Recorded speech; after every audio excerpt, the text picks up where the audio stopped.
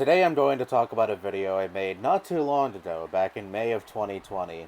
I was already out of my anti-SJW phase by this point, and 2020 was the year where I began making politically oriented videos regularly. But even at that point, I wasn't immune to making awful videos. Not to say I'm not immune to that today, but I'd like to think I've gotten even better at YouTube since then. It's a video called Depression is Not Quote-Unquote Beautiful, and it's me attacking an actress named Dakota Johnson who is best known for starring in the 50 Shades of Grey movies. And when I say attack, I don't say that lightly because I was yelling in this video, Jesus Christ. My anger stemmed from an interview with her that I came across on Twitter, and in that interview she discusses her depression and how she copes with her depression and how she views her own depression. The reason I put so much emphasis on her own is because I kind of twist and distort what she says in the interview in my video. I'll read some snippets from that interview right now. I've struggled with depression since I was young. Since I was 15 or 14, she told Marie Claire's Summer 2020 issue. That was when, with the help of professionals, I was like, oh, this is a thing that I can fall into. But I've learned to find it beautiful because I feel the world. Maybe at worst you can say that's a little pretentious, but I still blow the fuck up over this, and I'm failing to understand why I got so angry at this back then. I don't think she was saying she finds depression in general beautiful. She finds it beautiful when other people are depressed. She's saying she finds beauty in her own depression. I personally struggle with depression, and I don't find my depression to be beautiful whatsoever, but that's just my experience with depression. If she can find beauty in her own depression, I don't see the issue, especially if that line of thinking can be used as a mechanism for her to cope with her own depression. She also says in the same interview, I guess I have a lot of complexities, but they don't pour out of me, she explained. I don't make it anyone else's problem.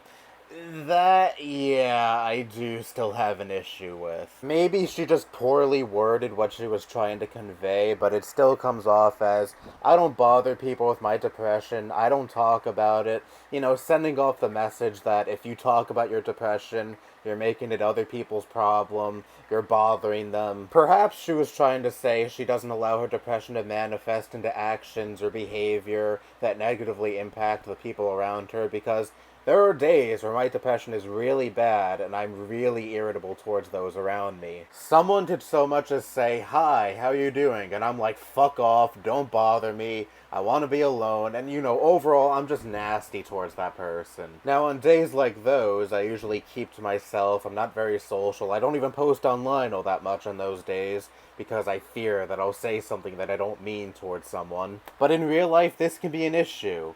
Especially with my mother. She's well-meaning, she tries to strike up a conversation with me, but on certain days where I'm feeling especially down, I say some things that I don't mean towards her. I'll just leave it at that. And I hate it. I hate being this way, but this isn't my personal venting session. This is me talking about an old, stupid video I made.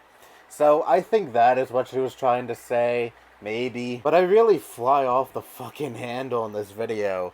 I don't really like watching old videos where I yell and scream in them because I don't think I convey anger very well in videos. I can count on a single hand how many times I've screamed in real life. I don't even remember the last time I did it, not counting these videos.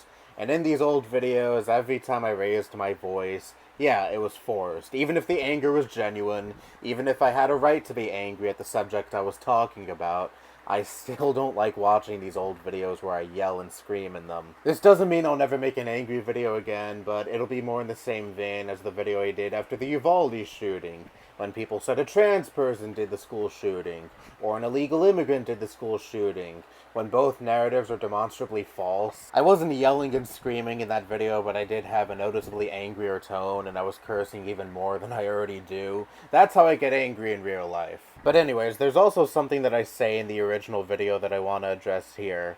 I essentially delegitimized Dakota's depression because she was born into a rich family, a famous family on top of that. Her father was a Miami Vice star, and she herself is a famous actress. I try to compare her to Robin Williams, Chester Bennington, people who have unfortunately succumbed to their depression, and say, you're not like these people who really suffered. I play into the Depression Olympic bullshit, and what I mean by that is, I take one person, compare them to another person who is suffering even more, and saying to that other person, see, your suffering isn't so bad, or doesn't matter at all, because this person is suffering even more. I acknowledge in the video that you can be rich and famous but still have depression, yet I still lambaste her for talking about her own depression. One can have depression regardless of their stature in society. It is a chemical imbalance. Of course, one's depression can manifest when there's circumstances in life, but one can have a seemingly privileged life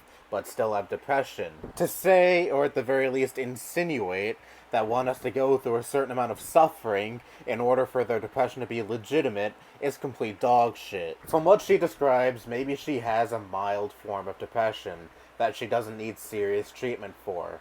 But even still, that doesn't make her depression any less real or legitimate. Just because she was born into a rich family and has a famous father does not mean that she can't suffer from a mental disorder. Anyone can have depression regardless of the kind of life they were born into. Gatekeeping depression like this does way more harm than good. This line of thinking trivializes depression and gives people the idea that if one has a seemingly happy life, they can't be suffering on the inside. The fact that I was peddling this bullshit just 2 years ago is baffling to me. I was improving my views on a number of things at this time, but I guess depression was still a thing that I had a blind spot on. That's all I have to say. Bye-bye.